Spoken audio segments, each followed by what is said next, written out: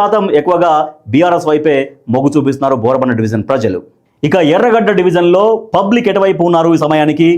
Big TV సర్వేలో ఏం తెలియని చూద్దాం. బీఆర్ఎస్కి దీంట్లో అంటే ఈ ఎర్రగడ్డ డివిజన్లో 45% మంది అనుకూలంగా ఉన్నారు.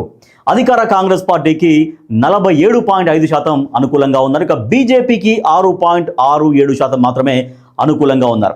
సో బీఆర్ఎస్కి కాంగ్రెస్కి ఇక్కడ కాంగ్రెస్కి హెడ్జ్ కనిపిస్తుంది. అంటే 45% బీఆర్ఎస్కు ఉంటే 47.5% కాంగ్రెస్కు, అంటే 2.5% ఇక్కడ ఎక్కువగా కనిపిస్తోంది కాంగ్రెస్ పార్టీకి. సో మరి ఇక్కడ అనుకూలంగా అంటే కలిసి వచ్చినటువంటి అంశాలు ఏంటి? అటు అధికార కాంగ్రెస్కి కావచ్చు, బీఆర్ఎస్కి కావచ్చు, ఇక్కడ కలిసి వచ్చేటువంటి అంశాలు ఏంటి? ఎటువంటి అంశాలు ఇక్కడ అనుకూలంగా ఉన్నాయి? ఎందుకోసం జనం ఆయా పార్టీల వైపు ఉన్నారని తెలుసుకుందాం. ఇక కాంగ్రెస్కు అనుకూలంగా ఉన్నటువంటి అంశాలు ఏంటో ముందుగా తెలుసుకుందాం. ఎర్రగడ్డలో నవీన్ యాదవ్కు మంచి ఇమేజ్ ఉంది, అది కలిసి వస్తుంది. ఓపెన్గానే నవీన్ యాదవ్కు మేము ఓటేస్తామని ప్రజలు చెప్తున్నారు. ఎందుకంటే ఎప్పటి నుంచో ఆ నియోజకవర్గంలో ఆయన ఉన్నారు, గతంలో అక్కడి నుంచి పోటీ చేశారు.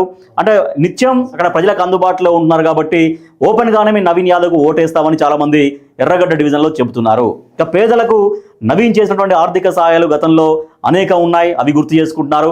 ఇక పండుగల సమయంలో నవీన్ యాదవ్ అందించినటువంటి ఆర్థిక సహకారం గురించి కూడా చర్చించుకుంటున్నారు. పేదల ఇంట్లో అంటే ఎక్కడైనా పేదవాళ్ళ ఇంట్లో పెళ్లి జరిగితే ఆ పెళ్లి సమయంలో నవీన్ యాదవ్ సహకారం అందించేవారు అనేటువంటి అంశం కూడా కాంగ్రెస్ పార్టీకి అట కలిసి వచ్చింది. నిత్యం డివిజన్లో జరిగే కార్యక్రమాలకు ఆయన హాజరవుతుంటారు. సో కాంగ్రెస్ ప్రస్తుతంలో అధికారంలో ఉంది కాబట్టి, అది కూడా కాంగ్రెస్ అధికారంలో ఉంది కాబట్టి అక్కడ అధికార పార్టీకి సంబంధించిన ఎమ్మెల్యే ఉంటేనే డెవలప్ అవుతున్నటువంటి ఒక ఆలోచనలో కూడా ఎర్రగడ్డ డివిజన్ ప్రజలు ఉన్నారు. కాంగ్రెస్ నియోజకవర్గంలో అభివృద్ధి చేస్తుంది అన్నటువంటి నమ్మకం కూడా వ్యక్తం చేస్తున్నారు. కొత్త సంక్షేమ పథకాలను కూడా తీసుకొస్తారన్నటువంటి నమ్మకాన్ని అక్కడ ప్రజలు వ్యక్తం చేస్తున్నారు. ఇక అధికార పార్టీ ఎమ్మెల్యే అయితే పనులు సులభంగా జరుగుతాయనేటువంటి అటువంటి నమ్మకాన్ని వ్యక్తం చేస్తున్నారు ఎర్రగడ్డ డివిజన్ ప్రజలు. ఇక బీఆర్ఎస్కు ఎర్రగడ్డ డివిజన్లో కలిసి వచ్చేటువంటి అంశాలు అంటే అనుకూలంగా ఉన్న అంశాలు ఏంటో చూద్దాం. మాగంటి గోపీనాథ్ ఆయన మరణంతో వచ్చినటువంటి సానుభూతి, తర్వాత అక్కడ ఆ ఏరియాలో నీటి కనెక్షన్లు, రోడ్లు, తర్వాత కరెంటు డెవలప్మెంట్ కోసం, కరెంటు సరఫరా కోసం బీఆర్ఎస్ చేసినటువంటి కృషి కూడా అక్కడ కలిసి వస్తుంది.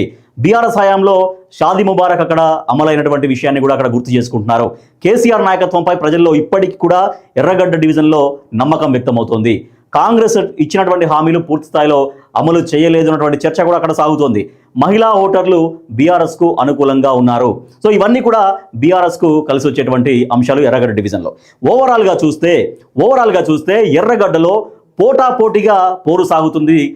కానీ స్వల్ప ఆధిక్యం మాత్రం కాంగ్రెస్ పార్టీకే కనిపిస్తుంది. మనం ముందుగా చెప్పుకున్నట్టుగా ఎర్రగడ్డ డివిజన్లో 2.5% కాంగ్రెస్కే హెడ్జ్ కనిపిస్తోంది.